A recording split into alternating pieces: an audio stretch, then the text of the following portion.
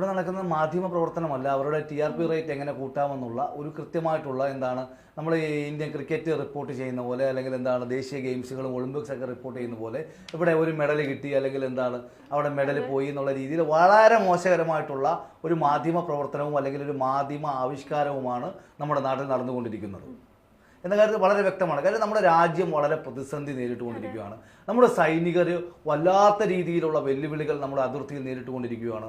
പാകിസ്ഥാനിൽ നിന്ന് വരുന്ന ഓരോരോ നീക്കങ്ങളെയും നമ്മൾ നേരിടുകയും അതോടൊപ്പം തന്നെ പാകിസ്ഥാനിൽ ശക്തമായ തിരിച്ചടികൾ കൊടുത്തുകൊണ്ടിരിക്കുന്ന അതേ കാലഘട്ടത്തിൽ തന്നെയാണ്, അതേ സമയത്ത് തന്നെയാണ് നമ്മുടെ മാധ്യമങ്ങൾ എന്ത് ചെയ്യുന്നത്, വ്യാജ വാർത്തകൾ പ്രചരിപ്പിക്കുന്നതും അതോടൊപ്പം തന്നെ എന്ത് ചെയ്യുന്നത്, നമ്മുടെ രാജ്യത്തിനെ എന്ത് ചെയ്യുന്നത്, ഇത്തരത്തിൽ ആളുകളെ മുൾമുനയിൽ നിർത്തിക്കൊണ്ട് അവരുടെ റേറ്റ് വർദ്ധിപ്പിക്കാൻ നോക്കുന്നു. AI സാങ്കേതിക വിദ്യ ഉപയോഗപ്പെടുത്തി നമ്മൾ പാകിസ്ഥാൻ എന്ത് ചെയ്യുന്നു, ഒരു തരത്തിലുള്ള അല്ലെങ്കിൽ പാകിസ്ഥാനിലെ ഹാക്കർമാരും പാകിസ്ഥാനിലെ സോഷ്യൽ മീഡിയയും ഇന്ത്യയെ അങ്ങ് വല്ലാതെ എന്ത് ചെയ്തിട്ടുണ്ട്, ആക്രമിച്ചു കഴിഞ്ഞു, അല്ലെങ്കിൽ ഇന്ത്യയെ നിലംപരിശാക്കി കഴിഞ്ഞു.